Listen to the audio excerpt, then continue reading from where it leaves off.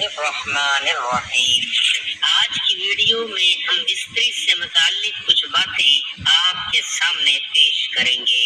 محترم بھائیوں، حضرت جابر بن عبداللہ رضی اللہ عنہما سے روایت ہے، انہوں نے فرمایا، یہودی کہا کرتے تھے کہ جو کوئی پچھلی طرف سے ہو کر عورت سے اگلی جگہ میں مباشرت کرتا ہے اس کا بیٹا بینگا پیدا ہوتا ہے۔ تو اللہ تعالیٰ نے آیت نازل فرمائی جس کا ترجمہ یہ ہے، تمہاری بیویاں تمہاری کھیتیاں ہیں، اپنی کھیتیوں میں جس طرح چاہو آؤ۔ محترم بھائیو، ہم بستری جمعے والے دن کیوں نہیں کرنی چاہیے؟ ہم بستری جمعرات کو کیوں ضروری ہے؟ جمعے کا دن ہم بستری بھی ایک خاص دن ہے۔ ہم بستری جمعے کے دن کرنے کے فائدے اس ویڈیو میں آپ کے سامنے پیش کریں گے۔ حضرت علی رضی اللہ تعالی عنہ نے فرمایا، ہر دن ایک سا ہوتا ہے مگر جمعے کا جو دن ہے وہ جمعرات سے بھی زیادہ تر افضل ہے۔ حضرت عائشہ صدیقہ رضی اللہ تعالی عنہا نے عرض کیا، یا رسول اللہ صلی اللہ علیہ وآلہ وسلم، عورتوں کو بہت سا ثواب مل گیا ہے، مردوں کے بارے میں بھی ارشاد فرمائیے۔ یہ سن کر نبی پاک صلی اللہ علیہ وآلہ وسلم مسکرائے اور فرمایا، مرد عورت کا ہاتھ پکڑ کر مانوس کرتا ہے تو اس کے لیے ایک نیکی لکھی جاتی ہے۔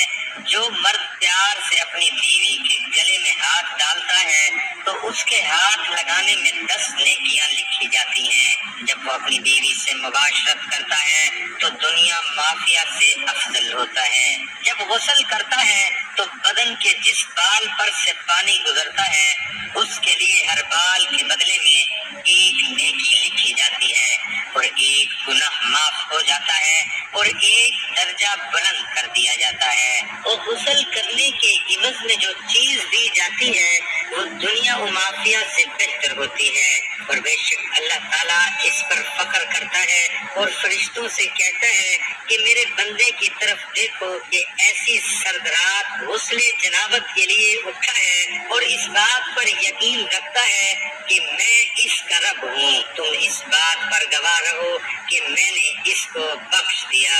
جمعرات اور جمعے کو ہم بستری اور غسل کرنے کی ترغیب اس لیے دی گئی ہے کیونکہ مردوں کو نماز جمعہ کی ادائیگی کے لیے جامعہ مسجد جانا ہوتا ہے تاکہ آتے جاتے کہیں نظر پڑنے سے طبیعت میں کسی قسم کی شہوت پیدا نہ ہو اور خواہش نفس سے اطمینان ہونے کے سبب نماز اور خطبے میں دل جمی حاصل ہو جائے۔ حدیث نبوی صلی اللہ علیہ وآلہ وسلم ہے کہ مرد کا اپنی بیوی کے ساتھ اکٹھے ایک بستر میں سونا افضل ہے۔ یہ کہ کسی ایک کو عذر ہو اس لیے کہ مقصد ہم بستری کرنا نہیں بلکہ مقصد بیوی کے دل کو خوش کرنا ہے۔ بیوی کے دل کو خوش کرنے کے لیے ایام کے دنوں میں بھی اس کے قریب ہو جانا گویا انبیاء علیہم السلام کی سنت ہے۔ بیوی سے ہم بستری یعنی جماع کے لیے دن کی نسبت رات کا وقت زیادہ اچھا ہے، اور اسلامی مہینوں کے پہلے 15ویں اور آخری رات کے علاوہ بقیہ راتوں میں ہم بستری کرنا چاہے کیونکہ روایات سے معلوم ہوتا ہے کہ ان راتوں میں شیاطین زمین پر زیادہ پھیلتے ہیں، اور ہفتے کے اعتبار سے جمعے کی شب میں بعض فقہاء نے جمع یعنی ہم بستری کو مستحب لکھا ہے، اور شب میں بھی شروع حصے کی بنسبت شب کا آخری حصہ زیادہ مناسب ہے کہ رات کے حصوں میں سو لیا جائے تاکہ دن بھر کی تھکن سے راحت ملے اور مکمل سکون حاصل ہو۔ اور ایک فائدہ یہ بھی ہے کہ رات کا تھوڑا سا حصہ ہی جنابت یعنی ناپاکی میں گزرے گا، البتہ رات کا اتنا آخری حصہ بھی نہ ہو کہ پھر دوبارہ آرام کا وقت نہ رہے۔ کچھ دیر اس کے بعد بھی آرام کر لینا چاہیے۔ جب خاوند کو اپنی بیوی کے پاس آنے کی حاجت ہو تو اس کا طریقہ یہ ہے کہ بیوی کے ساتھ کمرے میں اس وقت اور کوئی نہ ہو، حتیٰ کہ شیر خوار بچہ بھی نہ ہو۔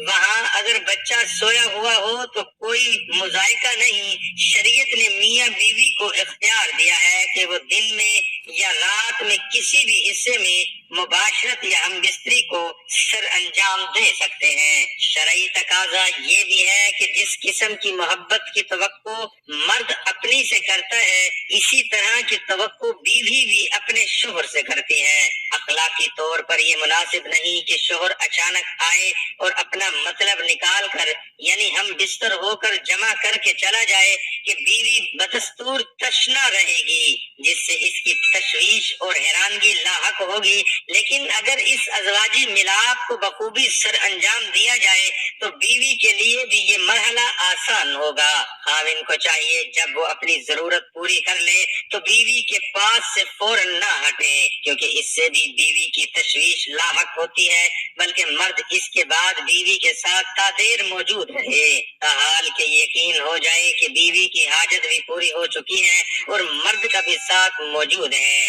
حضرت ابو ہریرہ رضی اللہ عنہما سے روایت ہے کہ رسول اللہ صلی اللہ علیہ وآلہ وسلم نے فرمایا، جس نے حیض والی عورت سے مباشرت صحبت کی یا عورت کی دبر میں مباشرت صحبت کی یا کسی کاہن کے پاس گیا اور اس سے غیبی معلومات کے بارے میں کچھ پوچھا اور اس کی کہی ہوئی بات کو سچ مان لیا تو اس نے محمد صلی اللہ علیہ وآلہ وسلم پر نازل کی جانے والی چیز کے ساتھ کفر کیا۔ حضرت عبداللہ بن عباس رضی اللہ عنہما سے روایت ہے کہ انہوں نے فرمایا، جب کوئی شخص حیض کی حالت میں بیوی سے مباشرت صحبت کر لیتا ہے تو نبی صلی اللہ علیہ وآلہ وسلم اسے آدھا دینار صدقہ کرنے کا حکم دیتے ہیں۔ دعا ہے کہ اللہ تعالیٰ میرا سنانا، آپ کا سننا اپنی بارگاہ الہی میں قبول اور منظور فرمائے، آمین۔